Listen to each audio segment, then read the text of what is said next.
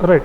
So in the last class, we we started with biasing. Right. We saw various types of biasing. First, first one was biasing by fixating VGS. Right. This is quite a simple circuit. Nothing fancy here. What we are doing here is we are connecting uh, R1 and R2 in a voltage divider fashion by fixating this VG value, thereby this VGS value. Okay.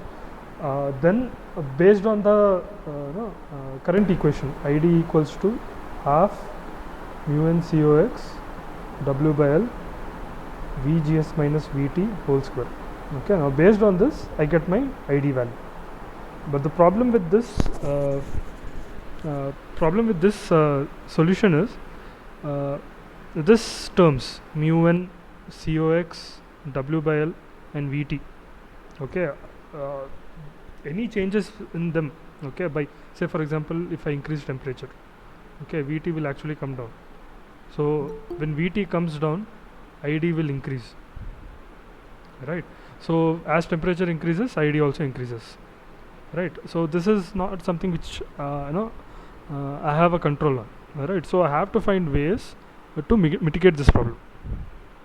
Okay, so I should not simply change my my ID value should not keep on fluctuating as temperature increases or if some process parameter changes. Okay, right. So one way we saw was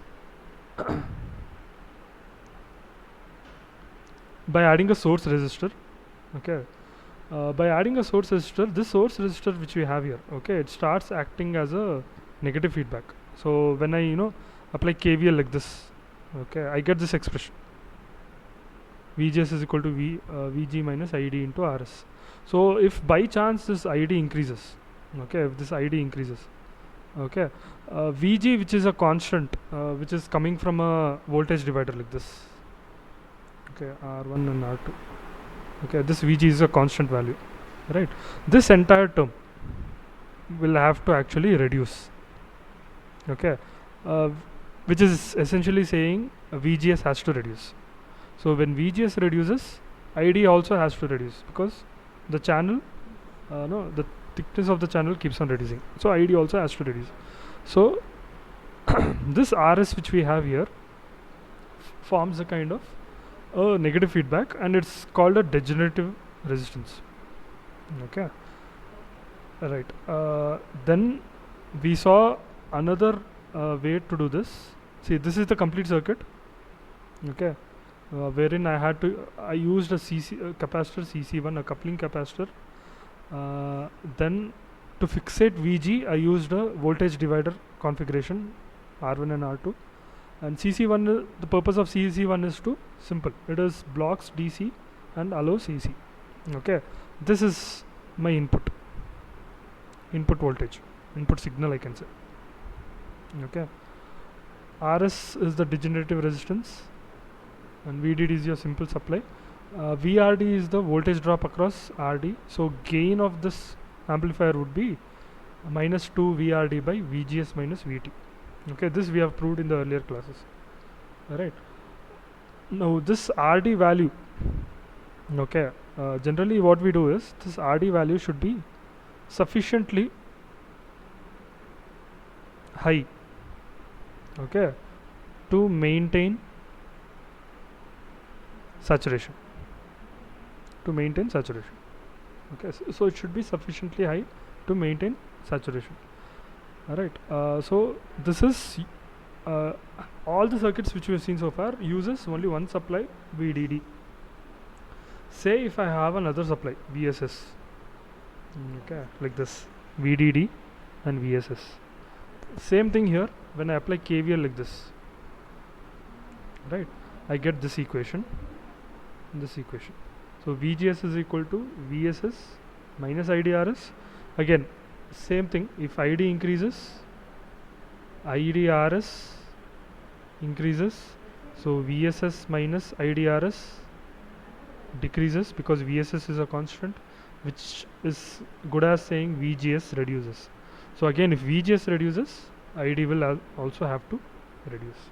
So any variation in ID, if ID keeps no, increases, that is kept in check by this VSS and this RS. Okay. So here we are using two supply voltages, VDD and minus VSS. So essentially it is the same thing which we have seen earlier. Okay. Say if your design has two reference voltages, VDD and minus VSS, then in that case you can use this design. Okay, rather than going for the single supply one, right?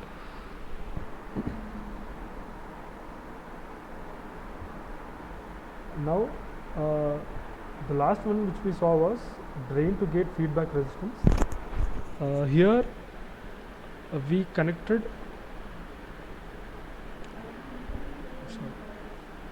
an RG resistance to the drain itself. Okay, so when you make this drain and gate connection, what happens is gate to source voltage and drain to source voltage will be same. Okay, so again if I apply KVL like this, okay, I get this equation. VDD minus IDRD minus VDS equal to 0. This VDS can be replaced with VGS. Alright, so from this I get this VGS is equal to VDD minus IDRD. Again, if ID increases, VGS will reduce. VGS reduces, ID also has to reduce. Alright. So again, this RD is acting as a degenerative resistance or a negative feedback. Provides a negative feedback by virtue of this RG. Okay, RG is nothing but a small resistance connected between drain and gate. You are basically shorting drain and gate, right? And the current which flows through RG is actually 0. Okay. Right. Next, we'll be looking at biasing using a constant current source. Okay. Here we use a configuration called a current mirror. Okay, why we call it current mirror we'll see shortly, but this is a very important circuit, okay, configuration which we will see further on, especially in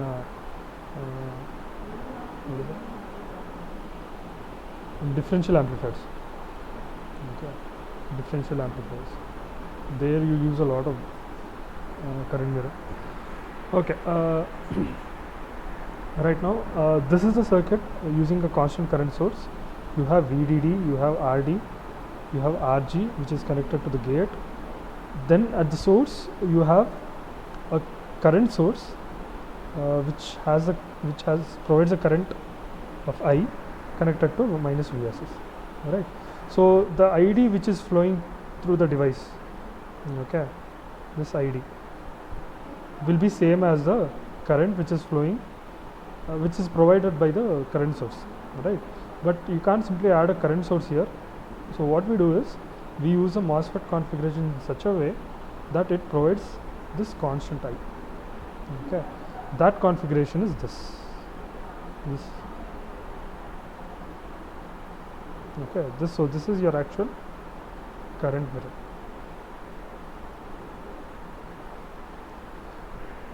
Okay, right. So let me move on to this. Yeah, this one. So here I have two transistors, Q1, Q2. Okay, I have a resistance R, and which is connected to VDD here. By in this, by fixing R value. By fixing R value, okay, I get I reference value. Okay, I reference is the current which is flowing through R. Okay, so by fixating R value, okay, I can generate whichever current I want. I mean the value of the current whichever I want. So I reference is the current generated from this R. Okay, it is the current flowing through resistance R. Right, and if you look at Q1, okay, transistor Q1, you can see that its drain and gate are shorted. Okay, gate and drain are shorted, this connection. Okay, so this basically means that VDS and VGS are always same. Okay, when you make drain to source voltage and gate to source voltage same. Okay, this is this is like forcing MOSFET Q1 to be in saturation. Okay, you're forcing it to be in saturation. How? See, the condition for saturation is VDS should be greater than or equal to VGS minus VT, right? So when you make when VDS and VGS are same, okay, obviously this condition will hold true. Okay, then obviously your MOSFET is in saturation. All right. So that is the advantage of having your drain and gate shorted. Okay. So Q1 is by default in saturation. So whatever no VGS current you have here, VGS voltage. Okay. This VGS1. Let me call this VGS1. This I will call it as VGS2. Okay. So this VGS1 value, okay, VGS1 value is actually decided by this IREF. Okay, how? Using the equation, current equation. IREF is equal to half mu1 COX W by L. Okay, since this is Q1, I'll write this as W by L of 1 into VGS1 minus VT whole square. Okay, assuming lambda equal to 0. Okay, so I know this I reference value. Okay, all these values I know, VT also I know. So from this I can fix VGS1 value. Okay, so this is how you fix VGS1 value. Understood? Okay, so by controlling this R value, I can control, I can fix at this IREF, which is I reference voltage. From this I can actually fix VGS1 value. Okay, VGS1 value. Now if VGS1 value is fixated, okay, obviously VGS2 will also be same because both of them are parallel. Okay, so VGS1 is same as VGS2. Okay, this is another point you have to note. Okay, so VGS1 and VGS2 will be same. Okay, now I want to understand the relation between IREF, ID1 and ID2 and ID. All these four relations I want to find out. Okay, so what I do is I make a small analysis here. Let me copy this.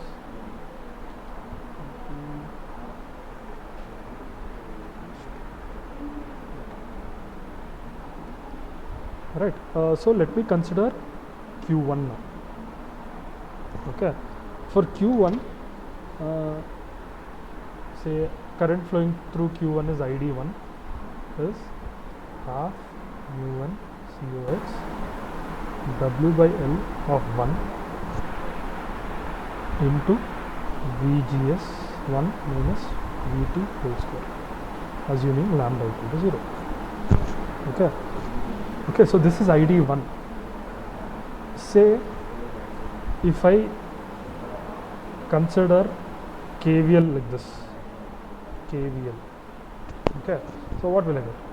I will get VDD minus I reference into R minus VGS1 minus, not minus, plus, it's minus VSS, so plus VSS equal to 0, right?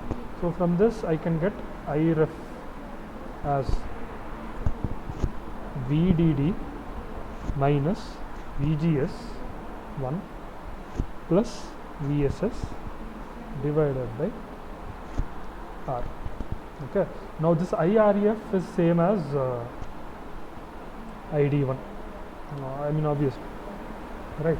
So this I will make it as 1, equation 1. Okay. So far we have seen only Q1 in action. Now let us look at Q2. Q2. This is Q2, this is Q1. Okay, so for Q2, ID2 is half mu COX W by L 2 into VGS 2 minus VT whole square. Right. Again assuming lambda equal to 0. Right. So this here you can observe few things. Here VGS2 will be same as VGS1. Okay. So I'll rewrite this equation slightly. I'll write it as ID2 is equal to half mu n COX W by N 2 into VGS1 minus VT whole square. So this I will call it as equation 2. Alright, so from equation 1 and equation 2, okay, let me write the equation 1 here so it will be clear. So ID1 is equal to I reference is equal to half COX W by L 1 into GS1 minus VT whole square. This is equation 1. So if I do this 1 divided by 2, okay, so I'll get ID1 is divided by ID2 is equal to the half mu n COX, half mu n COX will get cancelled, VGS1 minus VT whole square will get cancelled, so you're left out with W by L 1 divided by W by L 2. Okay. Now ID1 is same as I reference, right? So I'll write it as I reference by ID2. Okay. So from this I can write ID2 as I reference into W by L.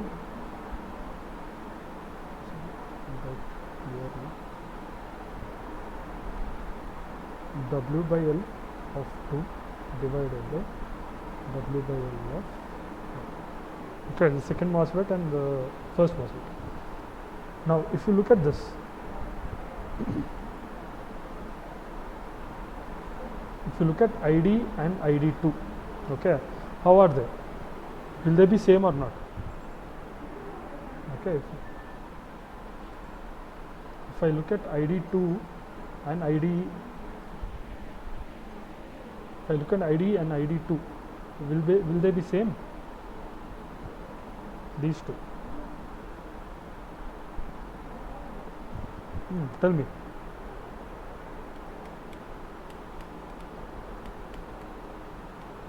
Will they be same or not? ID and ID2.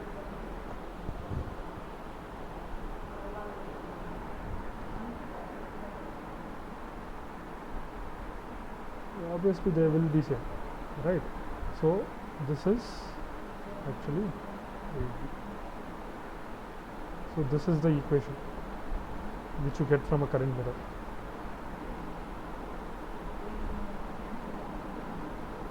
Okay.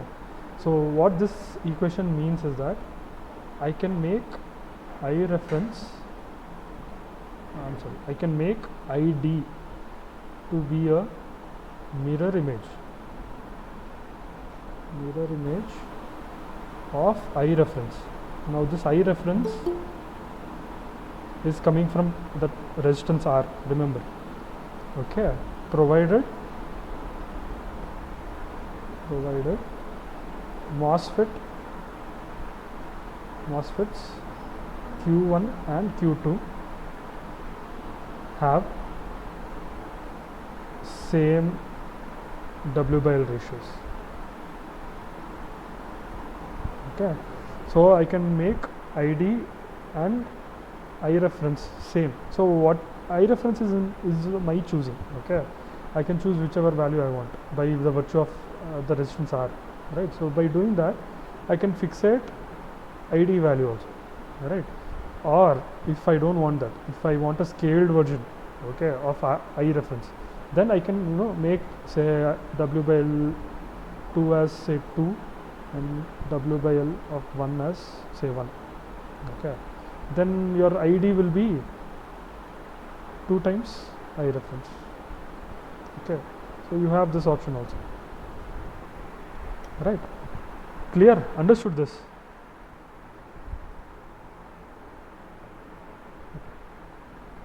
Yeah, any doubts still here?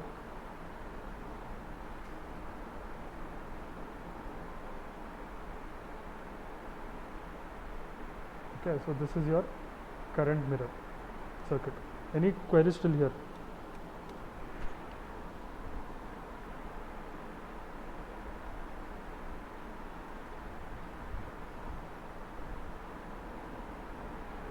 No?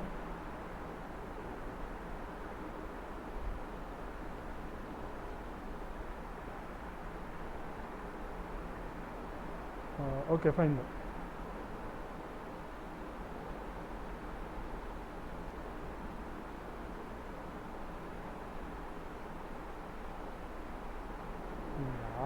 ರೆಸ್ಪಾಂಡೇ ಮಾಡ್ತಾರೆ ಅವನು ರೆಸ್ಪಾಂಡೇ ಮಾಡ್ತಾರೆ. Okay, I take it that only 28 people have joined. Right, I am noting down attendance of the people who have joined. So whenever you join my meet class, okay, there is a plugin which automatically records your attendance. So if you don't join, okay, and that's on you. Okay, don't come to me, saying that you have not understood this, not understood that. Okay, it's not my fault.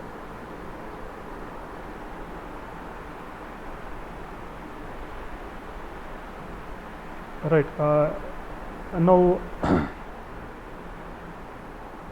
now yesterday in the Google Classroom I have uploaded 3 problems. Okay, who has done those problems?